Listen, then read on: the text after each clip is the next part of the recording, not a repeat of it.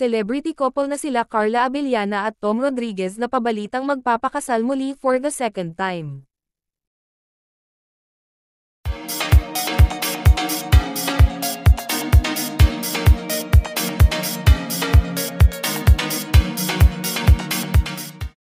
Matapos ang masalimuot na hiwalayan ni Carla Abellana at Tom Rodriguez ay napabalitang magkasama kamakailan lang sa isang restaurant na Elegant sa Manila.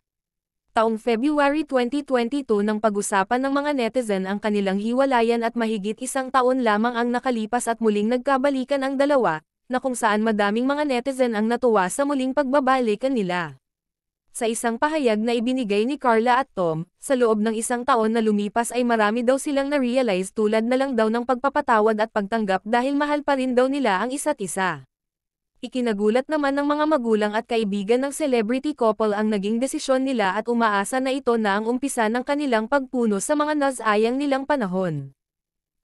And this are chika for today mga ka-showbiz, sana nag-enjoy kayo. Don't forget to like, share, subscribe and click the notification bell for more updates.